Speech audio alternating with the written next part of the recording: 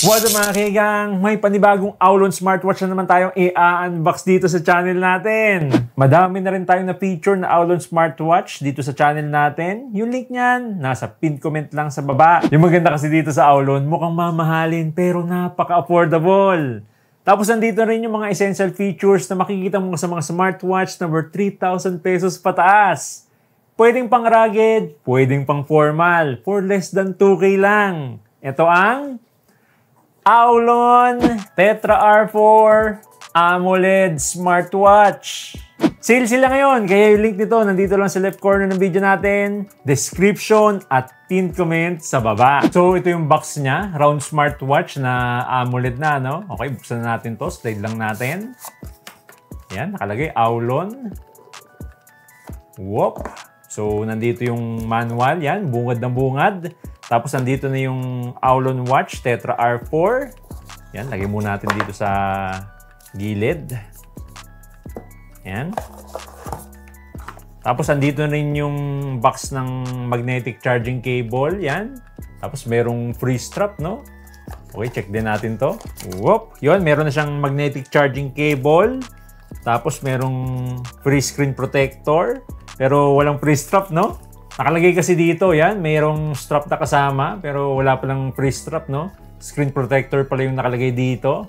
Anyway, tanggalin natin yung iba.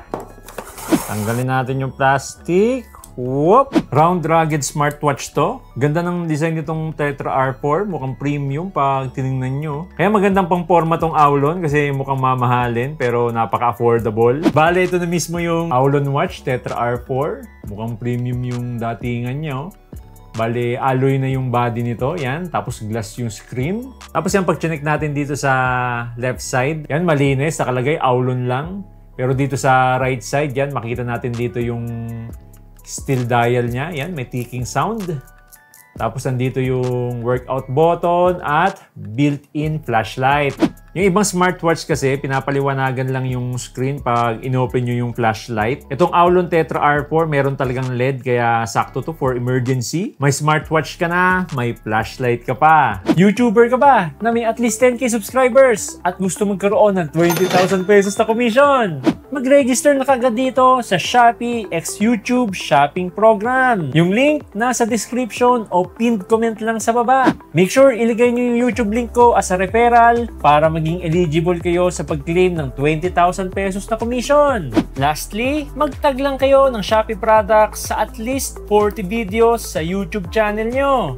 Makikita nyo yan dito sa YouTube Studio. Click nyo yung content, click nyo yung pencil icon or details, at click nyo yung products para makapagtag kayo ng Shopee products sa YouTube videos nyo. Napakadali lang, di ba? Kaya mag-register na kagad kayo sa Shopee x YouTube Shopping Program. Yung link niyan nasa description o pinned comment lang sa baba. Dito sa likod yan, makikita natin yung 22mm na quick release na strap. Tapos, nandito yung microphone niya. Yan, kung makikita nyo yung maliliit na dot. Yan o, microphone. Tapos, nandito yung sensors at charging pin. I-charge nyo lang to ng 1 hour and 45 minutes. Kaya na nitong tumagal ng up to 7 days. 3 to 5 days naman pag average use. So, ganito yung home screen niya. Napaka-tingkad ng kulay. Oh. Kita nyo naman. Bali, naka 466 by 466 AMOLED display na to. Siyempre, pag naka-AMOLED, meron na tong AOD or Always On Display. Tapos, i-hold nyo lang yung screen niya kung gusto nyo palitan ng wallpaper or watch face. Yan. Check natin yung mga watch face. Yan, madami din mga watch face dito. Pili tayo. May analog tsaka digital. Okay, parang maganda to ah. Yan o. Piliin nga natin to. Yun o. Ganda o. Bagay na bagay dito. Kita nyo naman. O. Tapos yan, pag nag-swipe up tayo. Yan. Dito yung text messages. App notifications. Pag nag-swipe down tayo, dito natin makikita yung quick settings. Yan, pag naka-green, ibig sabihin naka-enable yung Bluetooth calling.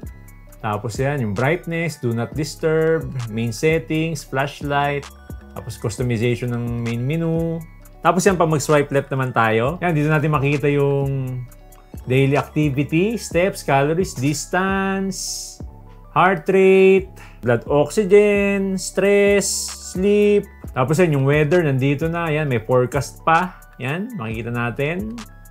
Tapos yan, yung Bluetooth music player. Bali, wala itong internal storage, kaya yung ginagawa ng Bluetooth music player, kinokontrol lang niya yung music galing sa phone mo. Tapos yan, pag press natin tong dial, mapupunta tayo dito sa main menu. Yan. Check natin yung apps niya. Yan, nakalagay dito, daily activity, call, heart rate, workout, blood oxygen, sleep, breathing exercises, settings, stress, alarm. Yan, compass. Try nga natin tong compass. Yan. Nakalagay dito, please calibrate. Yan, move nga natin ng ganyan direction. Yan, kinakalibrate natin yung compass niya, no? Ayaw pa rin, ha? Tagal, ha? Ito yung ayaw ko. Nagka-calibrate ng mga ganito, eh. Wala pa rin. Ayan, no? Skip na nga natin to. Haba yung video natin. Tapos yan, nandito yung weather, workout records, voice assistant, app notifications, music, stopwatch, timer, calculator. Yan, madalas hinahanap to sa mga smartwatch, calculator. Tapos yan yung torch, yan yung flashlight. Yan, buksan nga natin. You know, bagay na bagay sa emergency to. Kita nyo naman. Built-in flashlight. So, pag i-off natin, yan, punta lang tayo dito sa torch. Tapos off. Yun. Okay yan, find phone, remote shutter, tsaka yung female health. Yan yung menstrual cycle, no? Tapos meron na rin itong 100 plus sport modes. Kaya yan, check natin yung mga workouts dito. Press lang natin itong workout button. Yan, nakalagay dito, outdoor run, outdoor walk, indoor run. Yan, sikat na sikat pa naman yung mga takbo ngayon, eh, no? Yan, cycling, spinning, meron din open water swimming, triathlon, mountaineering, elliptical, rower, dance. Yan, madami pa dito kung nabiting kayo dyan, you know? Add workout. Pwede kayong mag-add ng mga workout dito. Trail run, muscle strength, stairs, HIIT, yoga, cow pose. Mayroon palang workout na, no? Cow May cow pose. Tinan nyo yung ano nyo, icon nyo. Tinan nyo, napaka-suspicious. You know? May ganito palang sport, cow pose. Tapos yan, meron pang cobra pose. So, tingin ko sa yoga to. You know, yung mga posing sa yoga. Tapos meron pang roller skating. Sobrang dami. Yan, 100 plus. Pili lang kayo dyan. Meron lang tong AGPS or Assisted GPS. Ibig sabihin, no, nagre-rely lang to smartwatch dun sa GPS ng phone mo. Sa madalang salita, wala tong built-in GPS. Kaya yung mga workout na need ng GPS, katulad ng cycling or running, kailangan mo dalhin yung phone mo, no, kung gusto mo magkaroon ng access sa GPS. Pero naka IP68 water resistant naman to, kaya okay lang malubog at mabasa sa tubig. Check naman natin tong app niya, yung GloryFit Pro. Available to sa iPhone at Android. Scan nyo lang tong QR code sa manual para ma-download nyo yung app niya. Pero meron din sa watch pag first time yung binuksan to, no? So yun, dito sa app niya, yung pinaka-highlight dito, yan, yung device. So yan, dito sa Watch Face Market, pwede tayong mag-download ng watch face dito. O kaya naman, pwede tayong mag-customize. Ilagay nyo yung picture nyo, gawin yung wallpaper. Tapos yung SMS reminder, kung gusto nyo mag-vibrate yung text messages sa smartwatch. Smart alarm, health monitoring, incoming call reminder, app reminder. Ito yung app notifications. Yan, yung mga apps dito. Pili lang kayo kung ano yung gusto nyo mag-notify. Siyempre, mas importante, Messenger, Gmail, yan, Facebook, WhatsApp, yung mga messaging apps, no? Yan, pagdating naman sa communication, yan, yung address book para itatap nyo na lang yung contacts kahit hindi nyo na i-dial yung number dito sa smartwatch. Yan, magdagdag lang kayo dito. Yan, up to 100 yung pwede nyong idagdag. Tapos yan, quick reply sa SMS or text messages. Tapos pwede kayo mag-customize ng sarili nyong quick reply dito, no? Yan, add custom reply. Pero meron na mga pre-made dito. Yan, no problem. I'll call you later. I'm in a meeting. Yan, mga pre-made na replies. Tapos yan, SOS call. Yan, perfect for emergency to.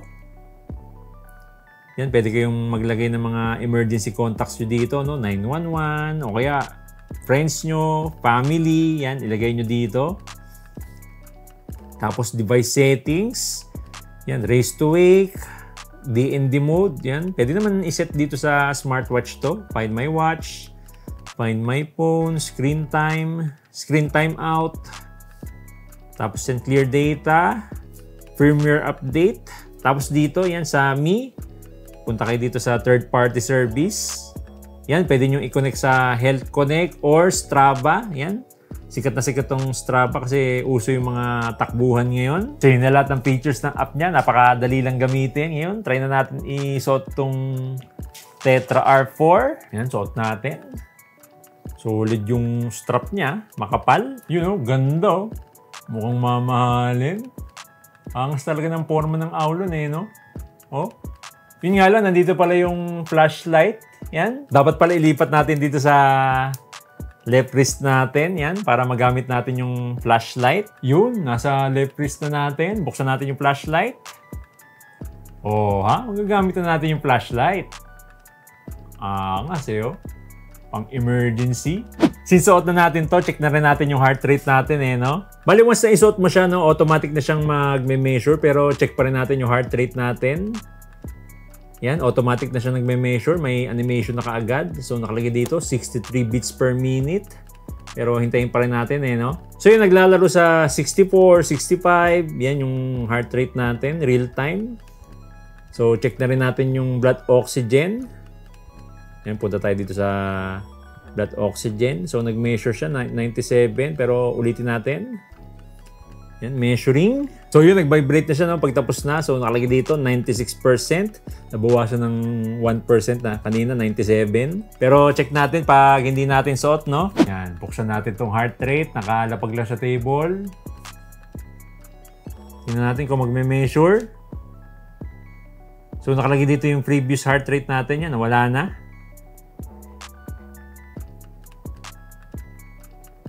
Okay, blanco. Kahit itap mo. So, hindi siya nagme-measure. Blanco lang. Yan. Nakalagay. Check naman natin yung blood oxygen. Start measuring. So, yan. Nakalagay. Make sure the strap is fastened tightly. So, yan. Paulit-ulit lang. No? Hindi siya nagme-measure. So, may prompt siya. So, yun mga kaigang. Hindi siya nagme-measure no? Pag hindi natin suot. Hindi gaya ng mga ibang smartwatch dyan na nagme-measure kahit hindi mo suot. Kaya nagbibigay ng mga random na result. Ngayon, try naman natin tawagan yung phone natin kasi meron tong Bluetooth calling. Okay, kunin natin yung phone natin. Yan. Tapos punta tayo dito sa Bluetooth calling. Call. Contacts. Yan, nandito na yung smartphone natin kasi inad natin kanina sa app. Itatap na lang natin dito. Yun mga kaigan, nagre-ring na. Okay, sagutin natin to no, para ma-check yung mic ng watch natin. Mic check, Aulon Tetra R4 smartwatch.